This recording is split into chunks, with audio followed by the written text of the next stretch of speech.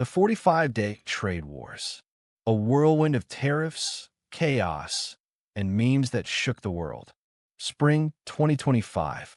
The world spun on its axis, seemingly oblivious to the gathering storm clouds on the horizon of global commerce. Beneath the surface of everyday life, however, a tension was building, a silent unease that stretched from the bustling marketplaces of Asia to the quiet kitchens of America.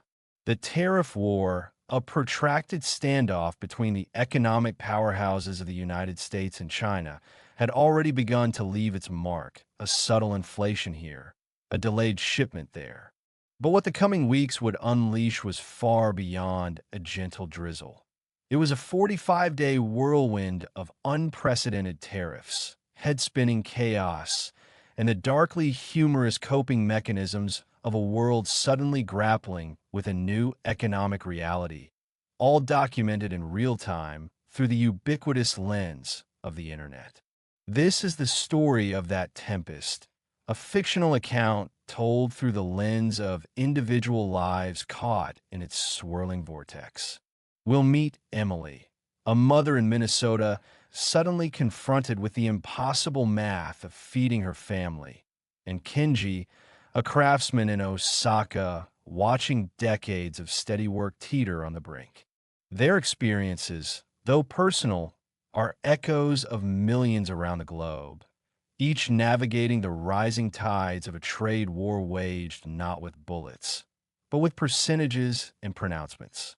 From the dramatic pronouncements that sent markets reeling to the unexpected pauses that offered fleeting glimmers of hope, from the frantic diplomatic scrambles behind closed doors to the explosive reactions in the digital realm of memes and hashtags, we will witness the unfolding of an economic drama that was both globally significant and deeply personal.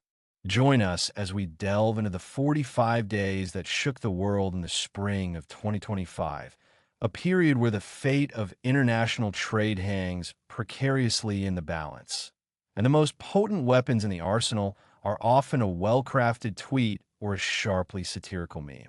This is the story of the tariff wars, a whirlwind of tariffs, chaos, and the surprisingly resilient human spirit that tries to make sense of it all, one bewildered click at a time. Part 1. The calm before the storm, early, mid-March 2025. World holding its breath. The air in the global marketplace hung thick and still, a deceptive tranquility before the squall. For months, the tariff war had been brewing, a slow-motion collision between the economic titans of the United States and China. Like two heavyweight boxers locked in a tense clinch, neither willing to yield, their stalemate sent tremors through the delicate ecosystem of international trade. Stock markets, usually vibrant with the pulse of commerce, hovered nervously, their digital tickers flickering with uncertainty. On the virtual sidelines, analysts' Twitter feeds buzzed with ominous predictions, their digital ink painting a landscape of potential economic devastation, each carefully worded tweet a harbinger of disruption. The pinch was already being felt far beyond the headline-grabbing trade figures. From the bustling ports of Rotterdam to the sprawling factories of Vietnam, a quiet unease settled, a shared premonition that the simmering tensions were about to boil over. Whispers of change. Emily's unease, Minnesota, USA. The muted glow of the morning sun barely pierced the frost clinging to Emily's kitchen window in suburban Minnesota. Inside, the scene was familiar, the comforting aroma of brewing coffee battling the lingering scent of last night's dinner. But the usual rhythm of her morning was disrupted by the jarring total at the bottom of her crumpled grocery receipt. Emily, her brow furrowed in a familiar expression of budget-conscious scrutiny, held the slip of paper as if it were a cryptic message. On the small television perched on the counter, a local news anchor droned on about overnight developments, the cable news cheering at the bottom of the screen flashing in stark yellow letters. Trump teases biggest trade move yet. Sources say 10% universal tariff imminent. The words flickered in her peripheral vision, a distant rumble she barely registered. Her attention was fixated on the cost of a simple box of cereal. $9. $9? The thought echoed in her mind, a small but sharp jab. Little Timmy, her youngest, lived on the stuff. It's like they're inventing new ways to nickel and dime us, she muttered under her breath, the familiar frustration bubbling up. This trade war they kept talking about on the news, was this it? Not some grand, dramatic clash of nations, but the slow, insidious creep of prices, each hike chipping away at the already thin margins of their family budget. With a sigh that carried the weight of 1,000 small sacrifices, Emily reached past the brightly colored box of Timmy's favorite brand and plucked a generic, less appealing alternative from the shelf. Everyday lives on edge. Kenji's precaution, Osaka, Japan. Across the vast Pacific, in a small, meticulously organized workshop in Osaka, the air hummed with the low thrum of machinery. Kenji, his hands moving with the practiced grace of decades spent honing his craft, carefully inspected a batch of delicate ceramic components. Each piece, destined for the sleek interiors of American automobiles, represented not just a transaction, but a testament to his family's legacy, their dedication to precision and quality. The American contract had been a steady anchor for their small business, a reliable current in the unpredictable tides of the global economy. But lately, the waters had felt choppier. News from across the ocean carried a subtle, unsettling undertone. Rumblings from the U.S., his aging father had called them, shaking his head over the morning newspaper. As Kenji paused his inspection, his gaze drifted to his phone resting on a nearby workbench. A business news alert flashed across the screen. U.S. considers broad tariff measures. A knot of worry, small but persistent, tightened in Kenji's chest. A universal tariff, the implications rippled outwards in his mind, potentially disrupting the steady flow of demand that his workshop depended upon. He made a mental note to call Takahashi-san, his contact at the American Auto Company, later that day. Just a quick check-in, a casual inquiry. Best to be prepared, he thought, even if the storm clouds still seemed distant on the horizon. The quiet hum of the workshop continued, a fragile counterpoint to the growing unease that was beginning to touch even the most far-flung corners of the world. Part 2. Liberation Day.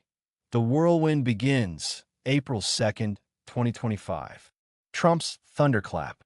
The news hit the global economy like a rogue wave, unexpected and devastating in its potential. On television screens and streaming feeds across the world, the scene unfolded with a theatrical flourish that was becoming a familiar hallmark. President Donald Trump stood at the familiar White House podium, the gleam of a gold-plated pen momentarily catching the harsh glare of the camera lights as he held up a document. His words, delivered with characteristic conviction, resonated with the force of a thunderclap. Today, he declared, his voice amplified across continents, we are leveling the playing field. We are enacting a 10% tariff on everything. The immediate aftermath was a collective gasp that seemed to ripple through the very fabric of global commerce. On the frantic floors of trading pits from New York to Tokyo, the clatter of dropped coffee cups punctuated the stunned silence as brokers stared at their monitors, the implications of the sweeping announcement sinking in like a stone dropped into a still pond. The sheer audacity of a universal tariff, attacks on virtually all goods entering the United States, sent a jolt of pure uncertainty coursing through markets already frayed by years of trade skirmishes.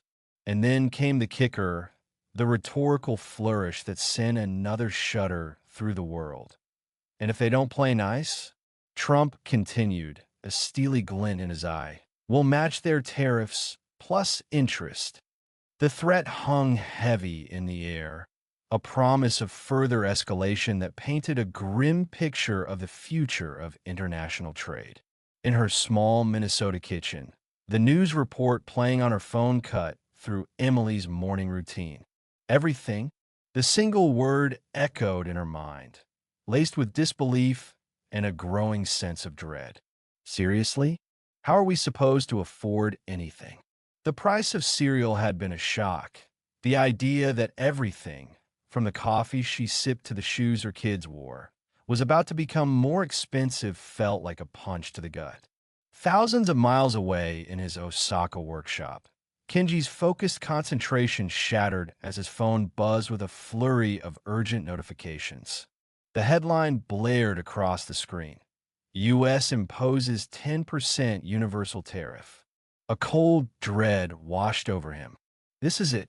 The vague political noise he tried to ignore had morphed into a Category 5 hurricane, poised to rip through the delicate structure of his business and countless others like it. Social media erupts. The digital world, as it always did in moments of collective shock and anxiety, erupted into a frenzy of reactions. Screens across the globe flickered with the raw, unfiltered emotions of millions. One meme, shared with lightning speed, depicted a cartoon wallet, its eyes wide with terror, spontaneously combusting upon even hovering over the Add to Cart button on an online shopping site. Another showed a figure hunched over tangled yarn, a look of utter despair on their face, captioned with a darkly humorous resignation. Guess I'll start knitting my own socks. Panicked tweets flooded timelines, a digital chorus of worry and uncertainty. RIP my small business. One user lamented, the stark simplicity of the message conveying the depth of their fear. Just when I thought things couldn't get any tighter, another wrote, their sarcasm barely masking the genuine anxiety about their financial future. In her private messages, Emily shared a frustrated post with a group of her mom friends, a string of angry emojis accompanying a simple question mark directed at the news headline. Across the ocean, Kenji scrolled through worried messages from fellow small business owners in his network, the digital camaraderie offering a small measure of comfort in the face of a looming crisis. The whirlwind had begun, not with a physical storm, but with a digital tempest of disbelief and apprehension that mirrored the very real economic upheaval about to unfold. Part 3. The Double-Edged Sword. April 5th to 9th, 2025. The 10% hits, immediate impact. The initial sting of the 10% universal tariff landed with a quiet thud in the ledgers and on the price tags of businesses across America. In his small Ohio shop, the scent of freshly ground beans usually filled Joe with a sense of satisfaction. But today, as he unpacked a newly arrived, gleaming Italian espresso machine, a knot of anxiety tightened in his stomach. He ran a calloused hand over its polished chrome, a beautiful piece of engineering now burdened by an invisible tax. 10% more? The thought echoed in his mind, a bitter taste replacing the aroma of coffee.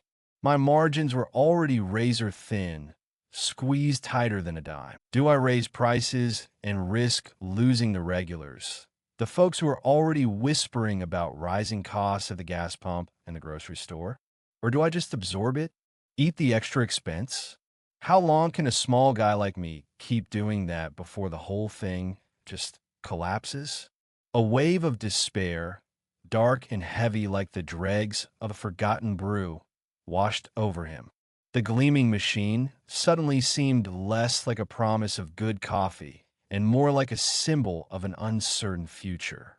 Across the Atlantic, in a traditional German brewery, Klaus slammed his fist lightly on a sturdy oak table, the frothy head of his beloved Pilsner trembling.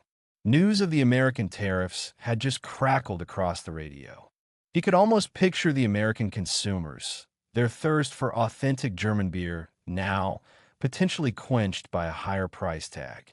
Neen, danke, he muttered to himself, shaking his head with exasperated disbelief. They want to make America great again? Will they drink only American water then? The thought was absurd, but the economic reality was anything but funny. Plot twist, the 90-day pause, selective relief. Then, just as the initial shock began to settle into a grim reality, the narrative took a sharp, disorienting turn. Like a record scratching abruptly mid-song, the news broke. Tariffs paused for 57 countries. A collective exhale of relief swept through capitals and boardrooms across the globe. Frantic lobbying efforts, the whispered pleas and urgent meetings had seemingly paid off for most. In the polished corridors of diplomatic buildings, strained smiles were exchanged and relieved handshakes sealed temporary truces. The immediate threat of widespread tariff hikes receded, replaced by a cautious optimism and a flurry of renewed negotiations. In her Minnesota kitchen, Emily paused her endless cycle of budget juggling, her finger hovering over an online article detailing the tariff pause. Wait paused. For who? A tiny sliver of hope, fragile as a spring bud, flickered within her. Does that mean the price of cereal will go back down? Maybe things won't get quite so impossible. But years of navigating tight budgets had bred a healthy dose of skepticism. The relief felt conditional, a temporary reprieve rather than a true resolution. But the reprieve, it turned out, had a sharp, pointed exception, a glaring asterisk in the global sigh of relief: China. For Beijing, the trade winds, instead of calming, intensified into a gale. Headlines blared across news sites in bold, unforgiving letters.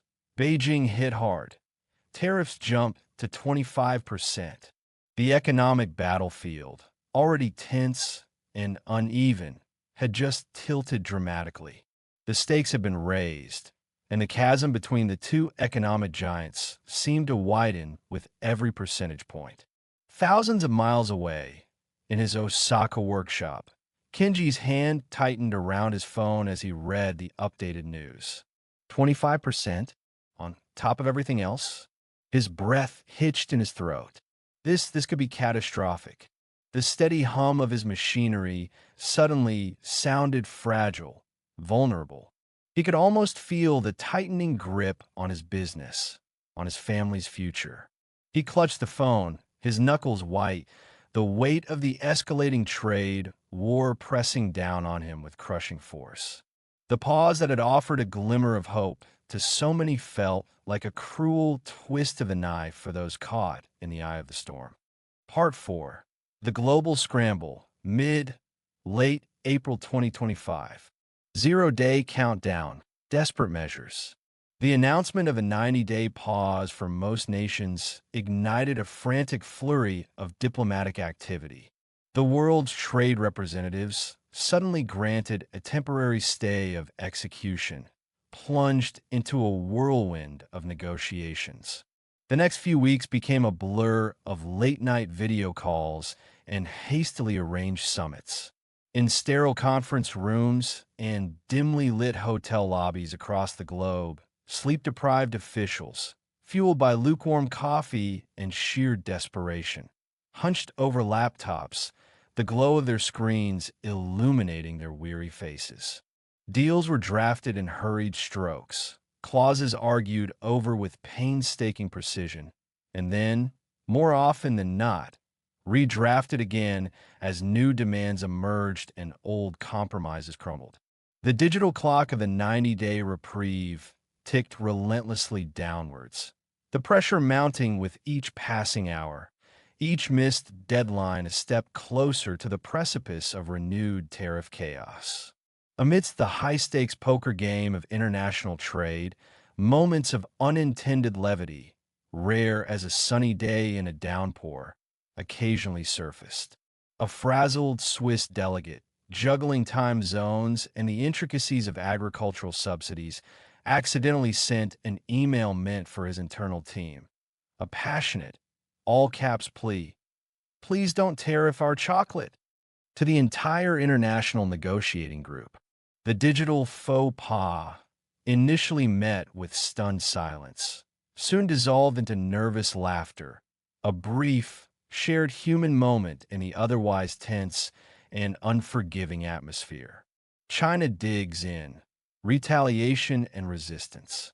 For Beijing, however, the 90-day pause offered no such respite. The increased tariffs from the United States were a gauntlet thrown down, and the response was swift and resolute, a clear signal that China would not back down in the face of mounting pressure. The countermove landed squarely on the heartland of America, targeting a politically sensitive sector. A 30% tariff was slapped on U.S. soybeans. The vast fields of the American Midwest, once symbols of prosperity, now faced an uncertain future, their bounty potentially stranded by the escalating trade war. Imagine the reaction of soybean farmer in Iowa, his weathered face etched with years of hard work as he read the news. Frustration, hot and sharp, mixed with a gnawing anger. 30%? After everything we've been through? They're just using us as pawns in their game. The sense of being caught in a crossfire, a casualty of a battle far removed from his fields, settled in like a stubborn weed. A young influencer known for her lifestyle vlog stood before the camera, a pristine white Starbucks cup held aloft. With dramatic flair, she smashed it on the ground, the ceramic shattering into pieces. "We have tea," she declared to her millions of followers, her voice ringing with conviction. "Our own brands are strong. We do not need to bow to foreign pressure." The digital salvo resonated deeply, igniting a surge of nationalistic pride and a renewed call to support domestic businesses. In his quiet Osaka workshop, Kenji watched the news reports and the viral video with a growing sense of unease. The rhetoric was escalating, the language becoming more charged. This wasn't just about trade imbalances or economic leverage anymore. It felt personal, a clash of national identities and wills. He worried about the long-term implications for international cooperation, for the intricate web of relationships that had sustained global commerce for decades. The 90-day scramble felt less like a path to resolution and more like a tightening of the noose, with the world holding its breath, waiting for the next twist in the trade tornado. Part 5. The Human Cost. Market Mayhem. Dave's Roller Coaster, USA. Dave, a self-proclaimed master of the market, leaned so close to his array of monitors that the faint blue light reflected in his bloodshot eyes. The digital landscape before him was a dizzying kaleidoscope of red and green numbers, fluctuating with a manic energy that mirrored the turmoil in his gut. One moment, a stock would surge, painting a fleeting stroke of green across his screen, and Dave would allow himself a tight, almost imperceptible smile.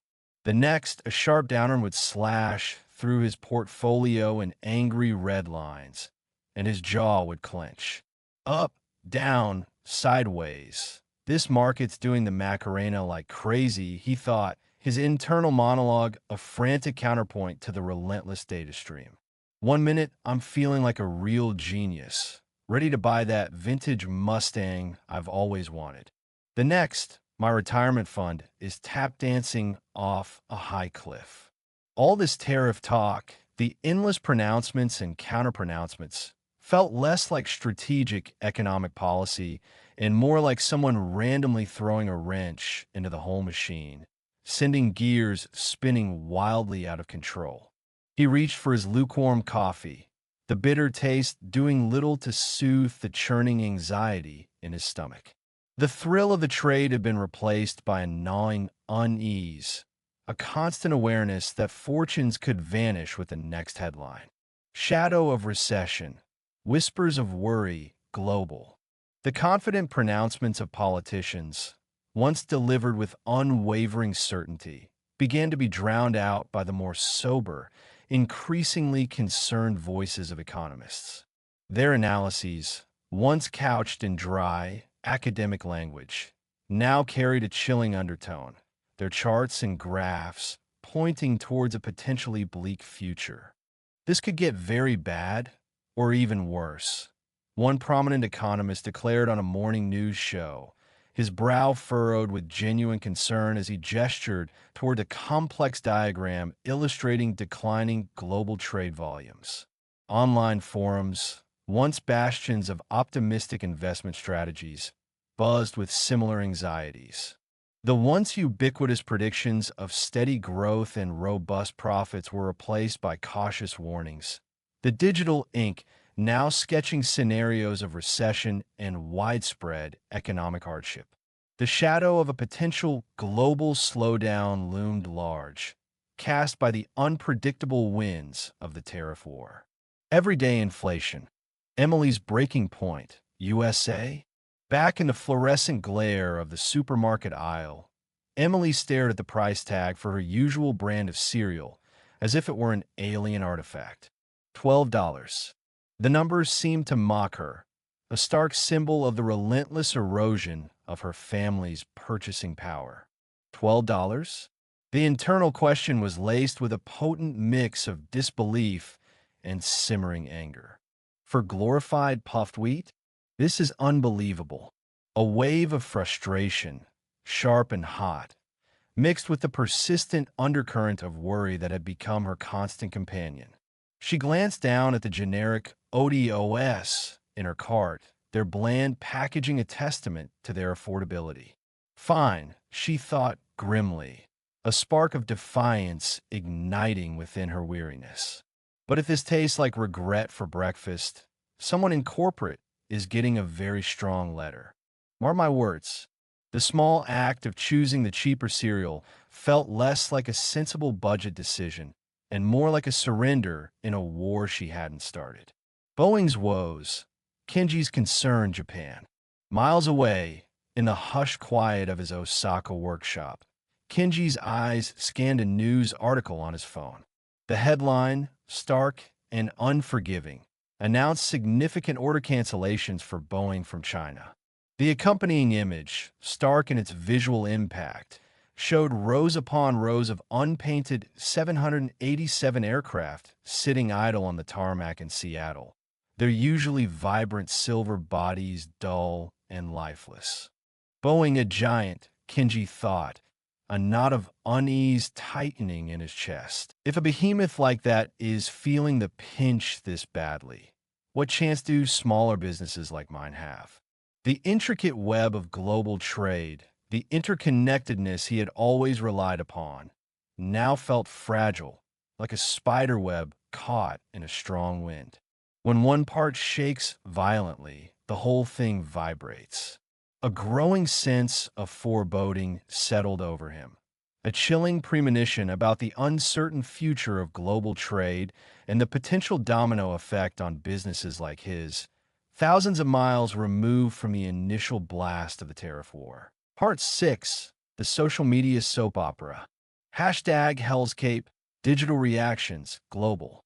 The raw, unfiltered anxieties and frustrations of a world grappling with the economic fallout of the tariff wars found a potent outlet in the boundless expanse of the internet. Online, the collective unease coalesced into a torrent of hashtags, each a digital cry for help, a sardonic observation, or a simple expression of bewildered exasperation. Hashtag tariff tears became a virtual repository for weary shoppers, their faces etched with the exhaustion of navigating increasingly expensive aisles.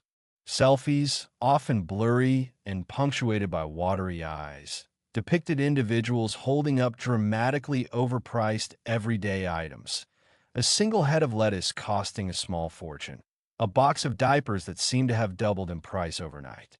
These digital portraits of consumer despair painted a stark picture of the human cost of the trade conflict, far removed from the abstract pronouncements of politicians. Meanwhile, #TradeWar.UTF serve as a global stage for gallows humor and bewildered commentary. The absurdity of the situation, the seemingly arbitrary nature of tariffs on everything from steel to cheese, lent itself perfectly to the meme culture. Surreal images and biting satire proliferated, none more popular than the recurring depiction of President Trump and President Xi Jinping photoshopped as larger-than-life WWE wrestlers, locked in a comical headlock. The fate of the global economy hanging precariously in the balance above the digital wrestling ring. Viral gold. Finding humor in hardship global. Even amidst the gloom and the genuine hardship, the internet, in its peculiar and often unexpected way, showcased its inherent ability to find a sliver of humor in even the direst of situations. Laughter, it seemed, was a vital coping mechanism in the face of economic uncertainty. A bizarrely popular TikTok trend emerged, seemingly out of nowhere. How to smuggle cheese from Europe. Set to jaunty, slightly mischievous music, users would offer increasingly outlandish and clearly satirical methods for circumventing the potential tariffs on imported delicacies. The most successful and undeniably absurd method? The deadpan reveal. Step 1. Acquire your favorite European cheese. Step 2. Wear it as a hat. Step 3. When questioned, declare it a very stylish and undeniably aromatic head covering. The sheer ridiculousness of the trend, the visual of people sporting Edam and Brie as headwear, offer a moment of levity in a world suddenly burdened by the weighty implications of international trade. It was a reminder that even in the midst of a global economic storm, the human spirit and the internet could still find a way to crack a smile. Part 7. The Unwritten Future. July 9th looms. The calendar pages will continue their relentless turn, each discarded sheet drawing closer the looming specter of July 9th, the deadline for deals. This date will hang over global markets like a gleaming, unforgiving guillotine, its sharp edge poised above the delicate neck of international trade. Will the frantic negotiations finally yield fruit? Will the strained compromises ultimately hold? Or will the blade fall, severing fragile economic ties and plunging the world into a new era of protectionism? In her small Minnesota kitchen, as she pours a bowl of the suspiciously bland ODOS for Timmy, Emily's gaze will drift to the calendar hanging crookedly on the wall. July 9th. The date, circled in a shaky red marker, will serve as a silent reminder of the uncertainty that now permeates even the simplest of her daily routines. Will things ever truly return to normal? She will wonder, a weary resignation settling in her heart. Will she ever be able to afford the real cereal again without feeling like she's breaking the bank? Across the ocean, in his quiet Osaka workshop, Kenji will meticulously clean his tools, the familiar ritual offering a small measure of solace in the face of growing anxiety. July 9th. The date will echo in his mind like a persistent, unwelcome guest. He will picture the idle Boeing jets on the tarmac, a stark reminder of the interconnectedness of global industries. Will the orders ever return? He will wonder, the future of his family's business hanging precariously in the balance. Will this workshop, a testament to generations of craftsmanship, still be operating when that day finally arrives? A world in limbo. Imagine a vast cargo ship, a behemoth of steel and industry, laden with goods from every corner of the earth. It will idle in the middle of the vast ocean, its engines throttled back, its journey suspended, unable to dock in its intended port, unsure of its final destination. It will be caught in the swirling currents of tariffs and uncertainty, a tangible representation of the global trade network thrown into disarray. A floating metaphor for the year 2025, adrift in a sea of economic and political turbulence. Lingering question. The 45-day trade tornado will have ripped through economies and everyday lives, leaving a visible trail of altered prices, strained international relationships, and a surprising abundance of viral memes in its wake. The initial shock will subside, replaced by a weary resignation and a pervasive sense of waiting. As the dust begins to settle, revealing the contours of a changed landscape, one fundamental question will linger in the air, unanswered and unsettling. When the dust truly settles, will anyone remember how to trade with each other, to build bridges of commerce and cooperation? Or will we have all just become experts at perfectly captioning our economic anxieties for the fleeting validation of the internet? The future, like that idling cargo ship, will remain stubbornly out of reach, its destination shrouded in the swirling mists of the unwritten days ahead. And that brings us to the end of our exploration into the tumultuous 45 days of the tariff tornado. We've seen how global economic events can ripple outwards, impacting the lives of everyday individuals like Emily and Kenji, and how the digital age allows us to share our experiences and even find humor in the face of uncertainty. If you found this journey through the complexities of international trade and its human cost engaging and helpful for your English learning, please take a moment to show your support. Give this video a thumbs up. A simple click helps us reach more learners just like you. And if you're eager to continue expanding your English vocabulary, improving your comprehension, and understanding the world around you through the power of language, then make sure to subscribe to our channel, Learn English with Profi Hi-Me. We bring you new lessons and stories regularly, designed to make learning English both informative and entertaining. Thank you for joining us today. Keep learning, keep exploring, and we'll see you in the next video.